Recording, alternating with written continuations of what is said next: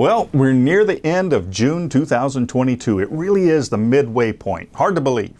I just wanted to take a moment and offer this mid-year report, kind of a what's going on at First United Methodist Church. What can we look forward to the rest of the year, and how are we doing? Well, to begin with, I'm happy to report that I recently returned from annual conference in McAllen, and Pastor Amanda and I have been officially reappointed to First United Methodist Church. That being said, well, what's been going on here since the beginning of the year, these first 6 months? We began the year still working our way out of COVID. There's certainly been a few ups and downs, but overall we're doing quite well. In January and February, we kicked off a 6-week pastor's Bible study on the book of Revelation.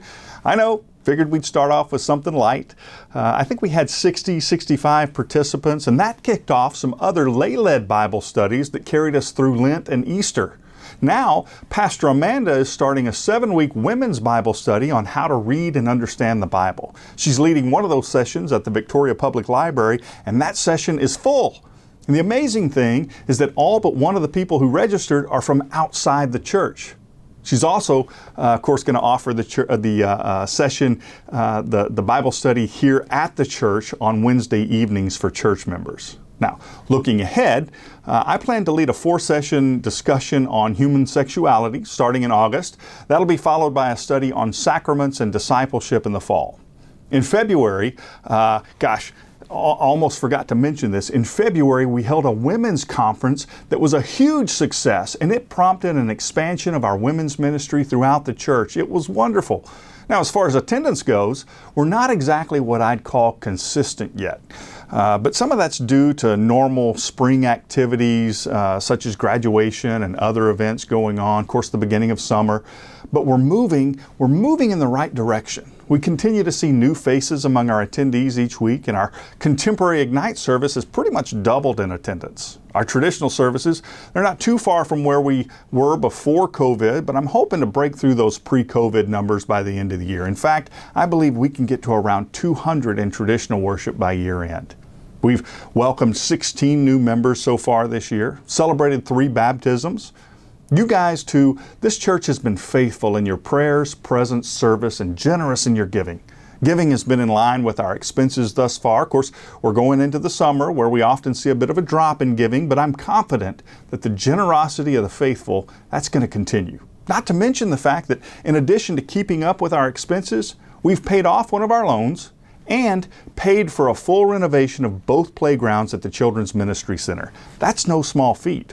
And speaking of children, summer is upon us. We've committed earlier this year to engaging in ministry with children, youth, and young families. Well, summer's full. July 9th is Fam Blitz here at the church. We've got close to 100 people already registered for an awesome day of fun, learning about Jesus, building connections with God and each other. Then a week later, we're hosting basic training camp for kids who have completed 3rd through 5th grade. Listen, a lot of churches send their kids off to camp for 3 nights. At First United Methodist Church, we are the camp. We take our kids to El Shaddai Retreat Center, put this camp on for 4 days and 3 nights. It's a huge undertaking, but so worth it.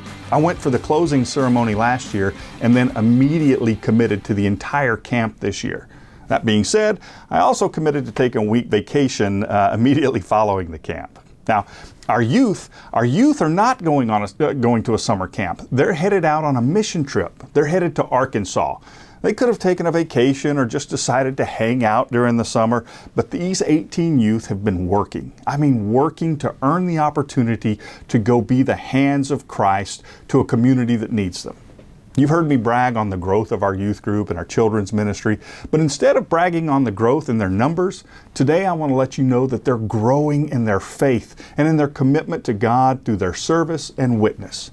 I'm so proud of Brooke and Andy and their teams, and I'm extremely proud of how these students have responded to God's grace and call in their lives.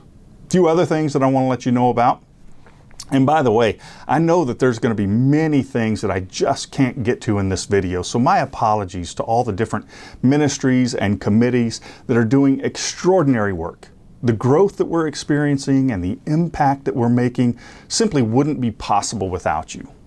But some things to look forward to are, well, you know that Ignite has really grown. We've put a lot of work and focus on building that service up since the pandemic, and we've seen the fruits of that effort. I expect that momentum to continue as Pastor Amanda and the Ignite team are committed to excellence in worship. But now we pivot and begin to place some of our focus on the traditional services. I mentioned earlier that I expect to see them grow to about 200 in attendance by the end of the year. So how are we going to strive for that excellence in worship in those traditional services? Well, we've started a children's handbell choir that's going to perform during our 1040 service from time to time. We've brought back the children's sermon during the traditional worship services. And we're actively recruiting and training acolytes and other lay servers. We're also, this is cool. We're also interested in using artwork from our church members on our bulletin covers. So if you're an artist, and you're interested in allowing us to use your work in our weekly bulletins, please call the church office and let us know. One of the other things we're doing is setting up our Connect Center, training greeters to connect with new people. We're bringing back our 5th Sunday luncheons in Wesley Hall. The first one, I think, is scheduled for July 31st. Oh, and by the way, I want to mention that our traditional music department, Keith Cox, has been leading the choir and the handbells as the interim music director for right about a year now and doing a fantastic job. He's been doing that in addition to his regular job as a CPA.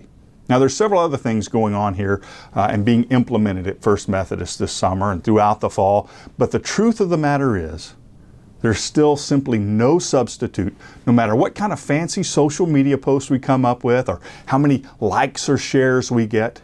The key to being the church is simply being the church and inviting others to be the church with you. It's about discipleship, worship, serving, and caring. Do those things and invite and encourage others to do them with you in the name of Jesus Christ. It's that simple. Go therefore and make disciples of Jesus Christ. Go therefore and be the church. God bless you.